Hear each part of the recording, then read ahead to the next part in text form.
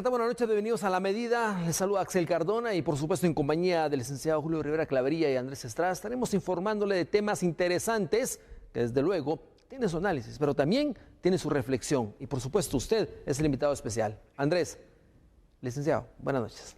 Buenas noches, Axel, buenas noches a todos los amigos en casa. Verdadero placer estar con ustedes.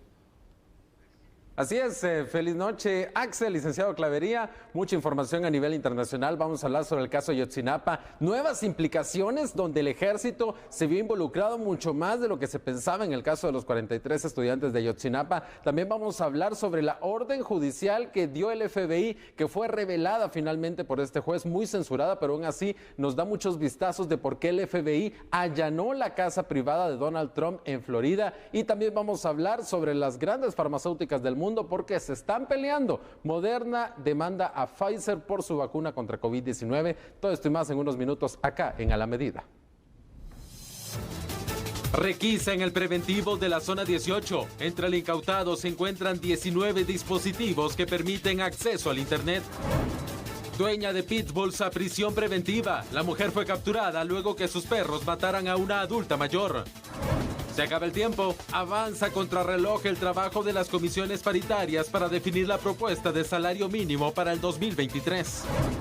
Empezará análisis del presupuesto 2023. En septiembre, el Ministerio de Finanzas le presentará a los diputados el anteproyecto. Desafíos para mejorar el flujo de comercio. Durante encuentro regional se detallaron avances y retos para optimizar el comercio de la región. Entregarán certificados de competencias. Guatemaltecos que han laborado en Canadá podrán optar a la certificación.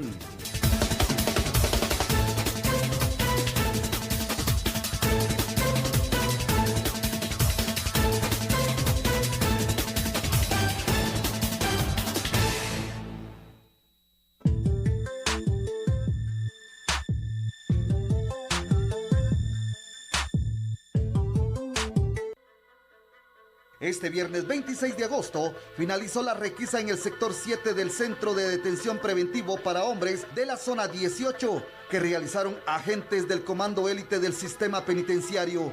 Entre los ilícitos incautados se encontraron 19 routers, 36 celulares y licor. Según autoridades del Ministerio Público, fueron presentadas varias denuncias de personas que desde este centro carcelario estaban siendo extorsionados. En horas de la noche del día de ayer y finalizó en horas de la madrugada, se realizó una requisa sorpresiva en el sector 7 del preventivo para varones de la zona 18, incautando 36 teléfonos celulares, 2 USB, 3 chips, 187 latas de cerveza, 2 botellas de licor, así como 19 routers. Estas requisas sorpresivas se estarán llevando a cabo en nuestros 23 centros carcelarios para evitar que no se encuentre ningún ilícito y el total control sea del sistema penitenciario.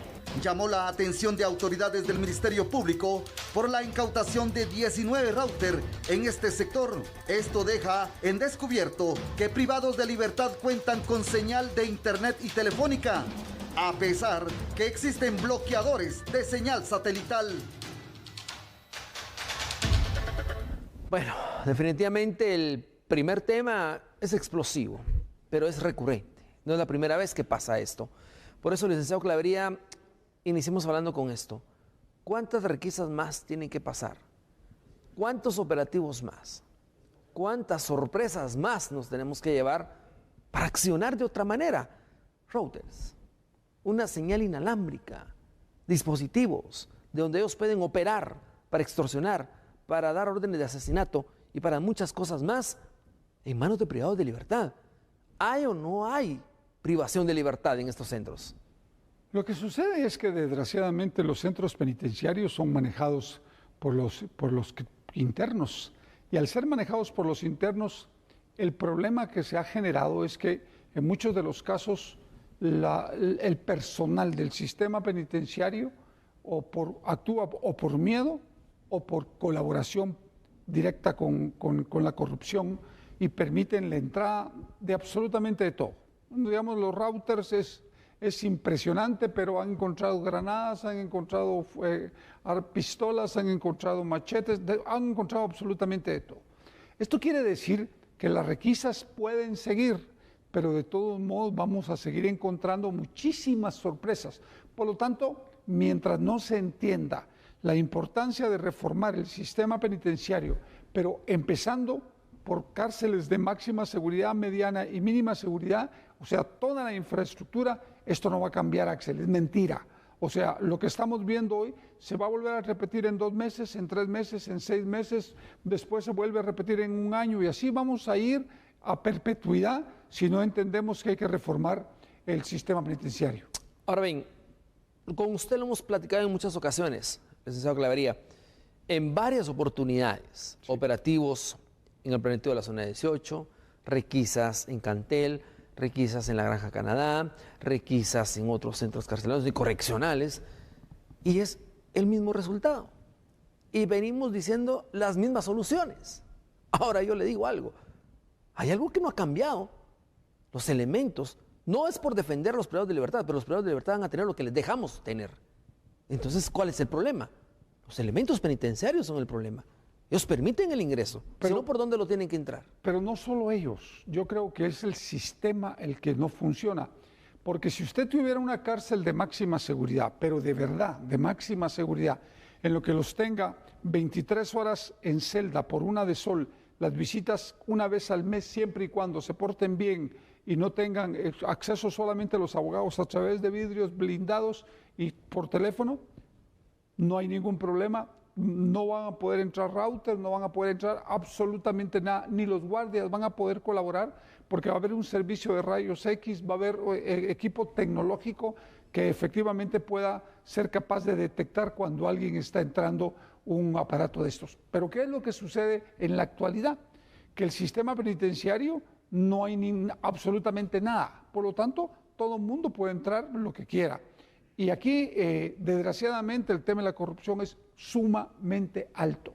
Y media vez no se entienda que el combate a la corrupción debe ser un eje transversal, Axel, de todos los planes y todos los programas que el Ejecutivo quiera desarrollar, al igual que en el Legislativo, al igual que en el Judicial y al igual que en el Ministerio Público y la Contraloría de Cuentas. Aquí hay que actuar con verdadera transparencia si de verdad queremos cambiar las cosas. El sistema penitenciario es un primer gran paso para la reforma al sistema de seguridad y de justicia del país. Ahora bien, antes de entrar a ejemplificar algunos centros carcelarios muy cercanos de acá, podemos irnos a El Salvador y va a ver usted cómo cambiarán las cosas, pero no solo son las conexiones a los celulares los que dio sorpresa hoy, el operativo, que no es sorpresa, usted me lo ha dicho en varias ocasiones, no es la primera vez que encuentran celulares, no es la primera vez que encuentran una red de conexiones y ahora es inalámbrica, ahora están con otra tecnología, o ya existía pero no la habrían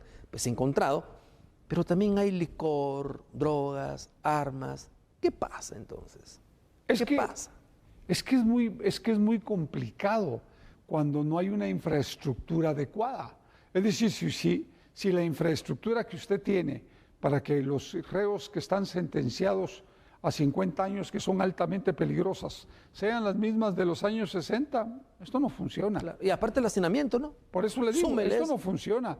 Y el problema es que efectivamente ellos controlan las cárceles, entonces tienen de alguna manera dominio sobre la gente buena que pueda querer cambiar las cosas en el sistema penitenciario, pero los tienen amenazados de muerte porque tienen toda la información de ellos, porque otros guardias u otros personal administrativos se las traslada. Es decir, claro, aquí hay que hacer una reforma de fondo.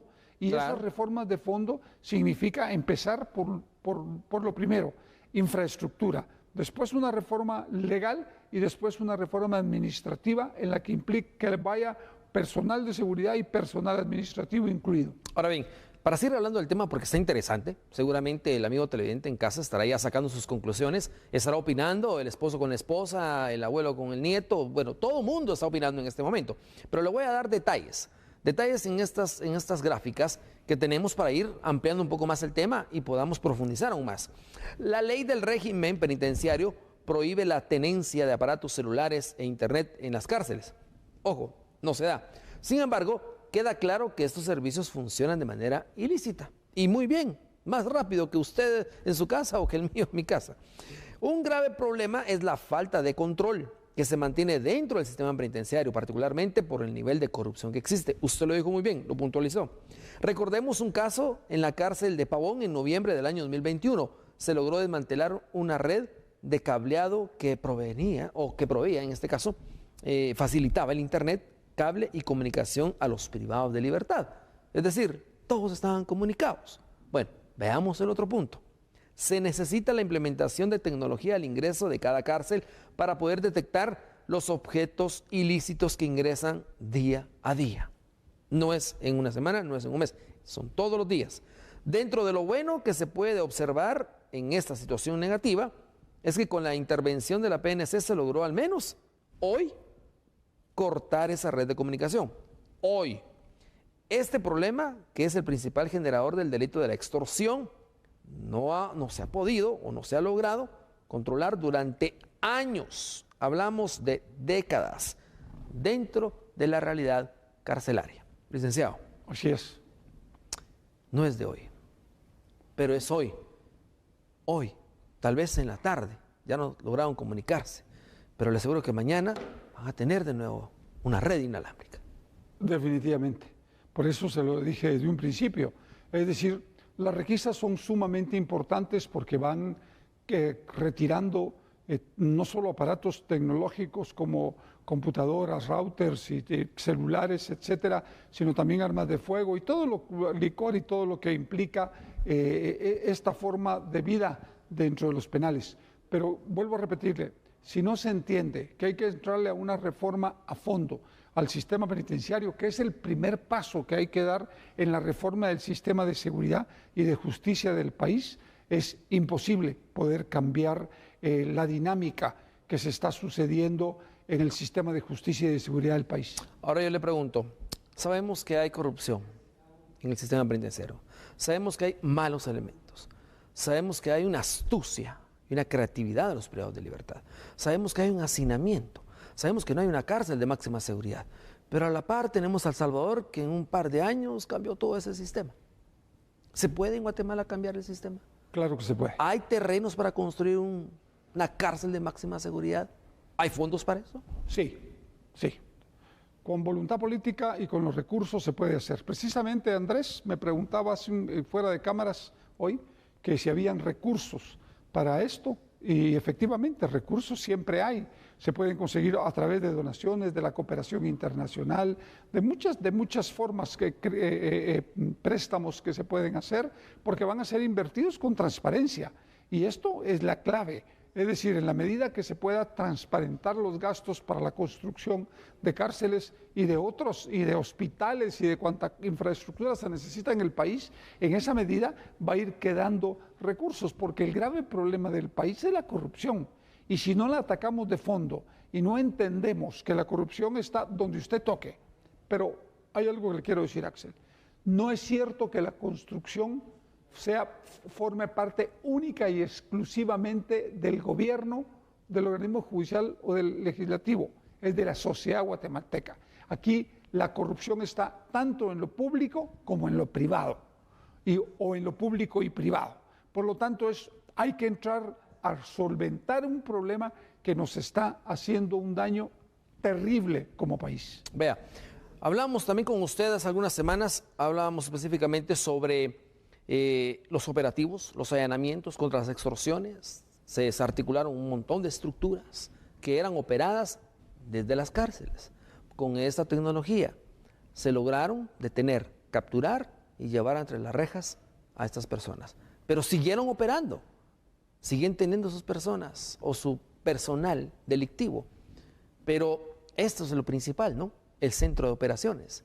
Y lo hablamos con usted en varias ocasiones. El centro de operaciones es la cárcel.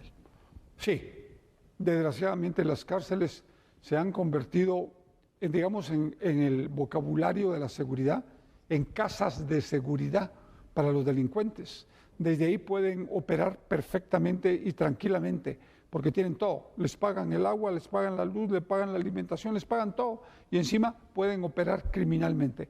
Por eso es que es muy importante nueva infraestructura para que efectivamente se les pueda aislar y no tengan opción de seguir operando desde la calle. Y yo creo que en el momento que tengamos esa infraestructura va a haber un descenso de la violencia y de la criminalidad. Y usted me ponía de ejemplo El Salvador.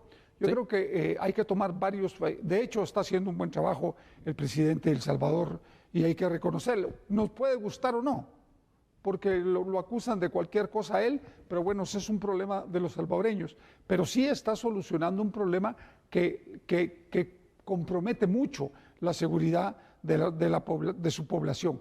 Por lo tanto, eso es lo que tenemos que hacer en Guatemala, entendiendo que entre El Salvador y Guatemala hay una gran diferencia. Primero, territorial. Allá son 22 kilómetros cuadrados, aquí son 108.889 kilómetros cuadrados. Allá son 4 millones de habitantes, aquí somos 17 millones de habitantes. Como comprenderá, la diferencia es muy grande. Definitivamente. Bueno, pasemos a otro tema rápidamente. Hablábamos del presupuesto hace un poco. Bueno, el próximo 2 de septiembre el Congreso de la República recibirá el anteproyecto de los ingresos y egresos para el 2023. Leal informó que en la primera semana de septiembre recibirán a las autoridades del Ministerio de Finanzas, quienes presentarán el anteproyecto de presupuesto para el 2023. El 2 de septiembre a las 10 de la mañana están cordialmente invitados para que el ministro de Finanzas en presidencia del Congreso va a hacer el acto de entrega de lo que es el presupuesto del ejercicio fiscal 2023, el cual nosotros vamos a recibir y vamos a agendar ya las audiencias públicas para que lo hagamos lo antes posible. Hasta que lo tengamos nosotros acá podemos decir por parte del ministro de Finanzas cuánto es cuál corresponde el presupuesto para el ejercicio 2023. Mientras tanto, nosotros como Comisión de Finanzas no sabemos aún todavía cuál es el techo que vamos a ver en la parte de los ingresos. Aunque aún no se conoce oficialmente la cifra del presupuesto para el próximo año, el congresista aseguró que existen perspectivas positivas sobre la recaudación tributaria para el fortalecimiento del otro año. Una vez la comisión reciba el anteproyecto para su análisis, establecerá un cronograma de actividades que definirá las audiencias para recibir a los ministerios y detallar el destino de sus fondos.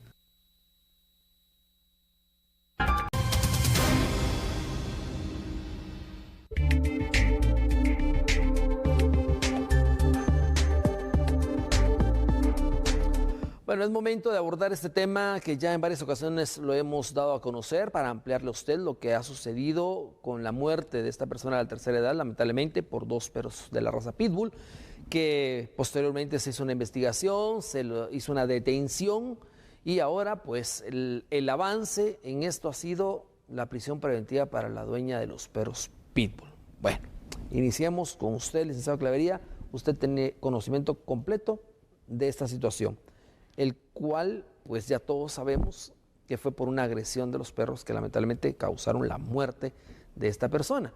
Imágenes muy fuertes, sí, imágenes muy duras, claro, pero acá hablamos de una persona que se sienta un precedente, licenciado Clavería, en poner por primera vez a la dueña de unos perros que cometen un asesinato en la cárcel preventiva, prisión preventiva.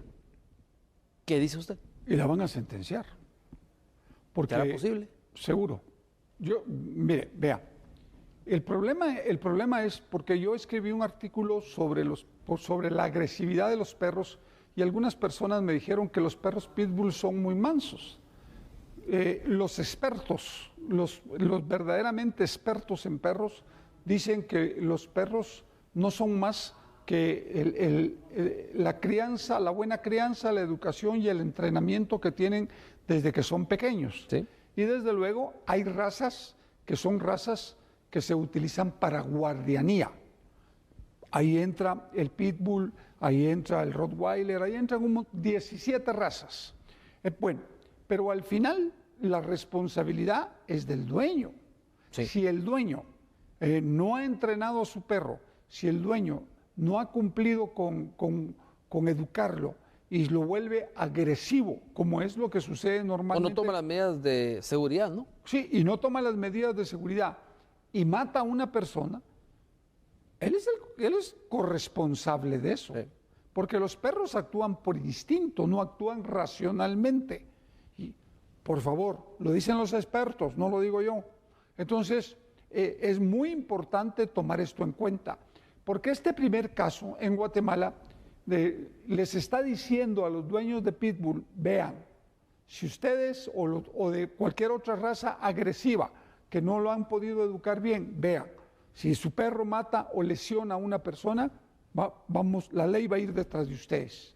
Y entonces, yo creo que lo que hay que hacer es, en la medida de lo posible, o no tenemos este tipo de perros, o somos responsables. O somos sumamente responsables con la crianza, el entrenamiento y la educación del perro. Ahora bien, veámoslo desde el otro punto de vista. Ya lo vemos desde el punto de vista de la agresión y de la víctima mortal, lamentablemente. Claro. Hay una muerte acá. Veamos ahora del lado del responsable, que es la nieta, ¿no?, de la víctima. Así es. Pero aún así, ella es responsable. Pero hay personas que sí toman esas medidas. Y a estas personas también les puede afectar en un momento determinado. Es decir, la ley es pareja, licenciado Clavería. Claro. Aunque usted tenga un perro muy bien entrenado, pero que acciona en un momento determinado mal, aunque usted sea el experto de los expertos, usted va a tener que dar la cara ante la justicia, ¿no? Sí. Este es el precedente, el primer precedente que se asienta en esta clase de situaciones.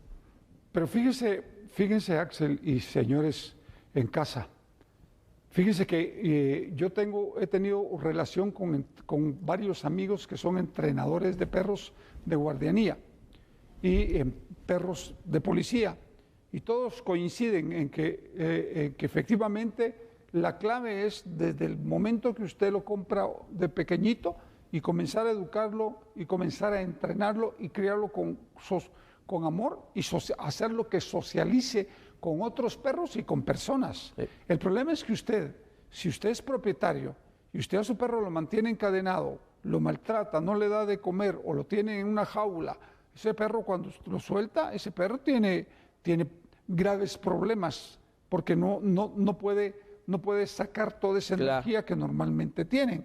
E imagine usted que llegan visitas y usted no controla eso en su casa, el resultado puede ser fatal. Sí. Por lo tanto, yo creo que todos los guatemaltecos, por favor, que tengan perros agresivos, contrólenlos, guárdenlos cuando lleguen visitas para evitar este tipo de actos y de hechos, pero lo más importante es que tampoco ustedes se vean involucrados en un caso penal. Estoy de acuerdo con usted, licenciado Clavería. De hecho, voy a compartir detalles acá para que allá en casa pues ampliemos un poco el criterio. Observe, el miércoles 2 de marzo, Marta Abigail Gamarro García, de 70 años, se encontraba sola en su vivienda ubicada en la colonia El Granizo 3, zona 7 capitalina. En el transcurso del día fue atacada brutalmente por estos dos perros de raza Pitbull que le ocasionaron heridas graves en el cráneo y cuello hasta causarle la muerte.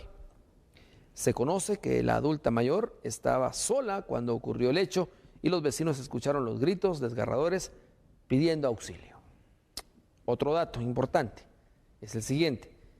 El Código Penal establece que un delito es culposo cuando, con ocasión de acciones y omisiones lícitas, se causa un mal por imprudencia, negligencia o impericia.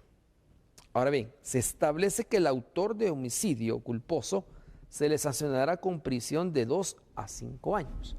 Acá viene la pregunta. 2 de marzo, la tragedia, el ataque. El Código Penal establece que hay una prisión de 2 a 5 años. Ella va ahora a prisión preventiva, licenciado Clavería. Si ella se declara culpable en este caso, responsable, ¿la medida puede ser de 2 años? No. Esa es una ¿O puede llegar a 5? No. Porque acá dice de 2 a 5 años. Eso es una decisión de los jueces. Es una solicitud que puede hacer el abogado defensor o el propio Ministerio Público, pero al final es una decisión de los jueces sobre la base de lo que tienen como indicios. Porque el mejor indicio de lo que está pasando en este caso, Axel, es que le dictaron auto de prisión preventiva. Para investigar. Para seguir investigando. Claro. De ahí tienen 3 meses para seguir investigando porque este es un homicidio doloso. Sí. Por lo tanto, yo creo que al final depende de lo que el juez, sobre la base de lo que ha revisado, sobre la base de las pruebas presentadas, tome una decisión si efectivamente hay una solicitud de esta naturaleza. Ahora bien, también puede quedar libre, ¿no? Pues desde luego. Hay 2 opciones. Pues claro. Puede que la mande 2 a 5 años o puede quedar quedar libre, pero para mientras ya pasaron por lo menos un año, año y medio. Ahora bien, esto como es primera vez que pasa, licenciado Clavería, no hay un caso anterior a esto, por lo menos con las leyes guatemaltecas en relación a estos perros, se ha visto ya una preocupación por parte de las personas que entrenan esta clase de perros, que tienen esta clase de perros, que incluso ellos abogan por los derechos de los perros, que no se les maltrate, que no se les criminalice y esto y lo otro. ¿Cuál sería el mensaje para ellos? Porque es fácil decir, ¿no? Usted es el responsable y usted enfrentará la justicia, pero si la gente ha venido con años dándole una buena vida a estos perros, que no han sido, la mayoría, pues, violentos, ¿cuál es el futuro ahora para estas personas? No, yo creo que no hay que satanizar una raza. Correcto. Porque todas las razas de perros de guardianía son agresivos si usted los entrena para ser agresivos. Por eso es que es recomendable a todos los amigos que tienen perros de todas las razas que hay en esta ley, que es una ley que está directamente relacionada con el tema animal, que no tengo en mente las 17 razas, pero creo que es muy importante que ustedes tomen nota de que efectivamente tienen que ser responsables con los animales, porque al final uno puede enfrentar la justicia si un animal actúa por instinto, porque esa es su naturaleza, ser un perro de guardianía. Por eso es muy importante poderlos entrenar, darles cariño, hacerlos socializar. Eso no implica, Axel, que usted en la noche no suelte a su perro en su casa, porque hay que darle libertad. Nadie tiene por qué entrar a su casa en la noche sin la autorización de los dueños. Y en ese caso el tema es distinto. En ese caso el tema es distinto, sí, porque el perro está defendiendo su entorno, está territorio, defendiendo a su familia, que son los propietarios. Muy bien. Bueno, licenciado Clavería, pasemos a otro tema rápidamente. Mejorar la infraestructura y los servicios tecnológicos son los 2 desafíos que aún prevalecen en la región para mejorar el flujo de comercio. Así lo dieron a conocer autoridades de aduanas y economía centroamericana. Durante la culminación del primer encuentro regional de comités nacionales de facilitación de comercio que se llevó a cabo en Guatemala, se detalló que se ha alcanzado más de un 90% de progreso en los mecanismos de flujo de mercancías. Sin embargo, hay que seguir trabajando en mejorar varias capacidades. Se han priorizado más de 685 trámites, ya se han más de 300, el periodo de respuesta se ha reducido en un 60% y estamos ya pasando a la parte de digitalización y todo eso se está traduciendo ya en reducción de tiempos y en reducción de costos. Tenemos muchos retos, tenemos mucho por hacer, pero ustedes han visto de estas pláticas que hemos tenido el liderazgo de nuestro intendente de aduanas, que en conjunto con la directora de aduanas de El Salvador, en conjunto con el director de aduanas de Honduras y con el resto de los países centroamericanos, precisamente están visualizando los diferentes temas de facilitación, pero por supuesto sin que el control sea desmeritado.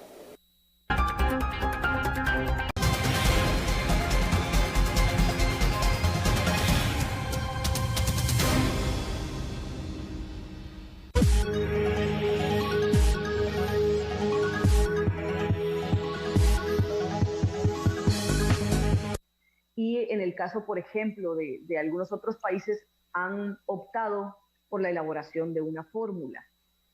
En el caso de sector gobierno, en este momento creemos que elaborar una fórmula con la información que se tiene en este momento sería un poco apresurado, por lo que nuestra propuesta sería que fijemos criterios para la fijación del salario mínimo, que es otro de los parámetros que establece la Organización Internacional de Trabajo para poder fijar el salario. Una es la creación de una fórmula, otra es la fijación de criterios. A las 6 comisiones paritarias se les trasladará información sobre el costo de vida, la inflación, productividad, precios de la vivienda, necesidades de los trabajadores y sus familias, factores económicos, entre otros. Los informes de las paritarias deberán entregarse a más tardar el 15 de septiembre. Para el próximo año prevalecerán salarios bajo la Circunscripción Económica 1 o C1 para el Departamento de Guatemala y la Circunscripción Económica 2 o C2 para los 21 restantes. Por aparte, se estará utilizando una nueva plataforma de contratos bajo las dos circunscripciones económicas 1 y 2 para los sectores agrícola, no agrícola, de exportación y de maquila. Dichos sistemas serían lanzados en diciembre próximo para que los diversos sectores se preparen para el uso de la nueva aplicación que incluirá la sede o departamento y centro de trabajo de la circunscripción. Las próximas reuniones se tendrán el 9 y 23 de septiembre próximo. Bueno, analicemos este tema, está interesante. Debido al tiempo, las comisiones paritarias del salario mínimo podrían utilizar parámetros y no una fórmula. Licenciado Clavería, siempre el salario mínimo en estas fechas empieza a preocuparnos, ¿no? Fíjese que lo importante acá es, primero, que los guatemaltecos sepan cómo se integra una comisión paritaria, por el empleador, por los trabajadores y por autoridades del Ministerio de Trabajo. En segundo lugar, hay 3 comisiones las que se integran: la Comisión Agrícola, la Comisión No Agrícola y la de Exportación y Maquila, que tienen diferentes salarios mínimos. El salario mínimo se puede definir ya sea por parámetros o por una fórmula. En esa fórmula va incluido, por ejemplo, el tema de la inflación, el costo del combustible, medicinas, todo. Toda la canasta básica. Pero el problema en muchos de los casos es que efectivamente las propuestas entre estos grupos son distintas y no se logran de poner de acuerdo. Ya venimos desde hace algunos años sin que haya un incremento salarial porque no se logran poner de acuerdo. Al final depende del presidente de la República fijar el salario mínimo o mantener el mismo. Yo creo que hay que hacer un esfuerzo grande para que primero, para que sea un incremento salarial adecuado, técnico y fijado de común acuerdo entre las partes. Eso es vital. Yo me apunto en eso. Pero también hay otras alternativas que tienen que tomarse en cuenta y que ya están. Por ejemplo, el trabajo de medio tiempo, ¿sí?, o el trabajo por horas, y el salario diferenciado que nunca se pudo poner, pero creo que todas esas alternativas hay que revisarlas, claro, porque al final el objetivo tiene que ser apoyar y mejorar al trabajador. Definitivamente. Y es que a esto voy, licenciado Clavería, se hacen las comisiones, ¿no? Pero llevamos años donde no se ponen de acuerdo. Por lo regular, siempre se tiene que fijar por parte del Ejecutivo. Pero yo le digo, ¿qué tan difícil es ponerse de acuerdo, por ejemplo, usted y yo, para poder fijar un salario teniendo en cuenta una pandemia, situaciones complicadas del combustible por la guerra y esto y lo otro, una inflación que ha dejado los efectos de una pandemia, y decir, bueno, no, hay desempleo y esto y lo otro, los que tienen poco y gastan mucho, ahí la canasta básica subió? ¿Por qué no ponerse la mano en la conciencia y decir, bueno, fijemos un salario que se apegue lo más que se pueda y que no afecte pues los intereses obviamente del sector agrícola y no agrícola, pero que se apegue a la necesidad del guatemalteco, por lo menos a la canasta básica? Porque este no es un tema moral, este es un tema de dinero. Pero debería de ser, ¿no? Por eso es que la gente no se puede poner de acuerdo fácilmente. Es decir, nadie quiere pagar más o aportar más. Yo creo que es un tema en el que hay que hacer una propuesta en la que todo el mundo sea un gana-gana para todos, para el empleador, sea justo, ¿no?, y para el trabajador. Que sea un gana-gana. Por ahí creo yo que hay que ir, pero desde luego yo entiendo las necesidades de la gente y como usted muy bien lo dijo, la inflación se disparó al 8%, el salario no alcanza para cubrir la canasta básica, ni la canasta básica ampliada, mucho menos el combustible. ¿Sí? Es decir, todo se ha incrementado y creo que hay que hacer un esfuerzo porque también la gente tenga por lo menos para alimentarse dignamente. Eso es lo que yo planteo. Definitivamente. Bueno, veamos unos datos para que la gente en casa también haga sus números, ¿verdad? Vamos a conocer detalles. Juan José Arévalo Bermejo le otorgó a Guatemala muchos avances en materia laboral, entre ellos la promulgación del actual y vigente Código de Trabajo. También durante su gobierno se organizaron las denominadas ligas obreras, transformándose en lo que hoy conocemos como sindicatos. Un tema que todos los años causa polémica es el de la determinación del salario mínimo. Con esto fue que iniciamos. Bueno, veamos otros datos.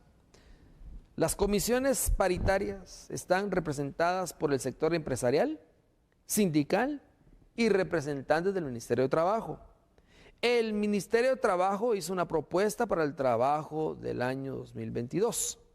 Crear 2 circunscripciones en las comisiones paritarias y que se pueda discutir y analizar el tema del salario mínimo. Si bien es cierto, se va a dividir al departamento de Guatemala de los restantes, 21 serán la otra circunscripción. Tampoco esto es una garantía de llegar a acuerdos concretos. Me quiero detener en esto. Se va a dividir en 2.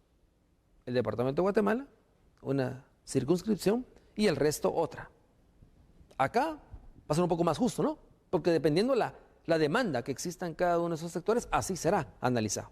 ¿No me equivoco? Yo lo quiero creer, pero de verdad creo que las necesidades también están en el área rural y efectivamente la actividad agrícola tiene que incrementarse el salario mínimo porque la gente está pasando muchísimas penas. Y ojo, hay muchos lugares donde no se paga el salario mínimo. Sí.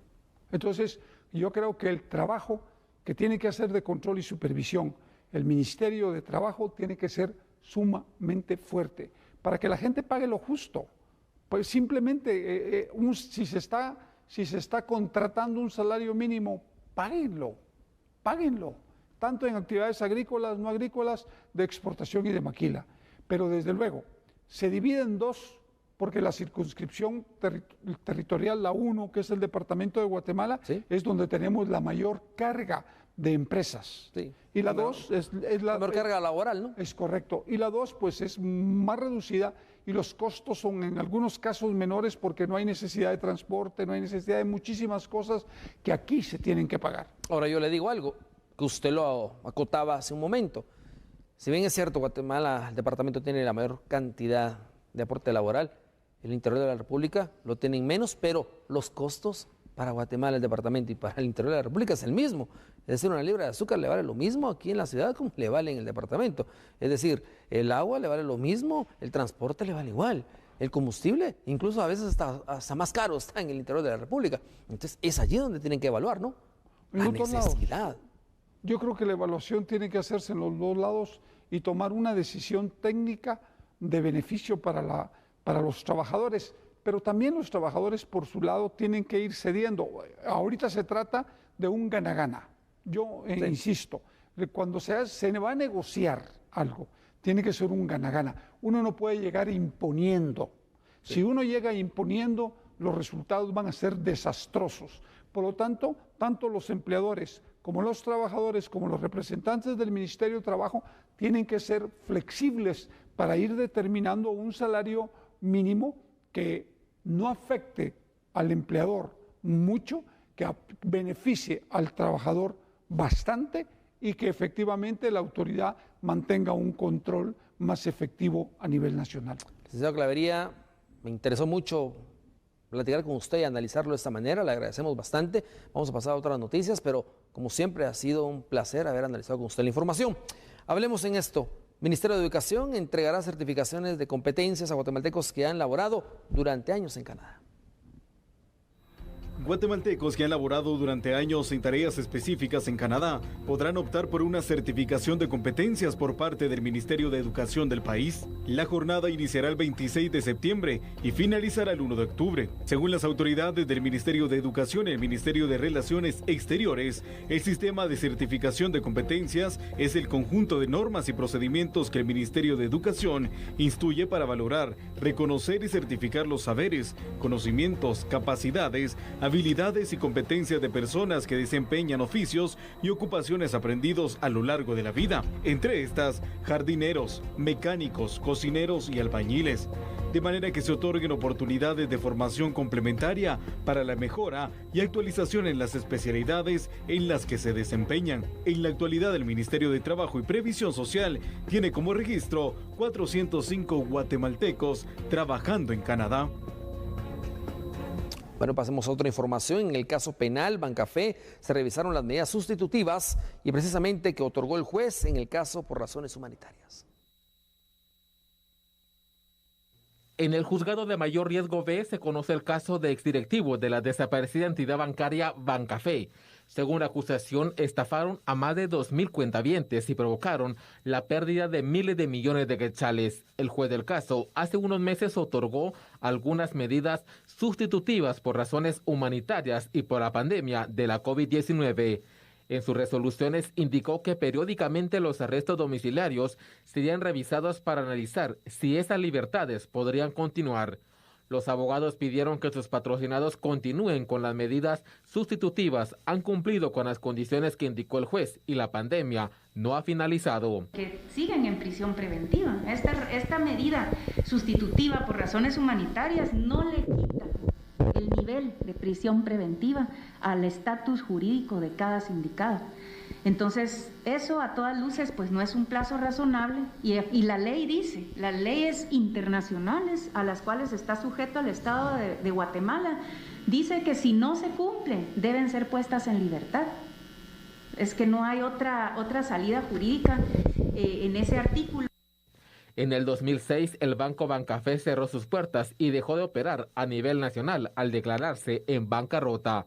El juez confirmó los arrestos domiciliarios a favor de los procesados. En este caso, está pendiente discutir la investigación final del Ministerio Público para resolver si los acusados podrían enfrentar un juicio por diferentes delitos como lavado de dinero y otros activos.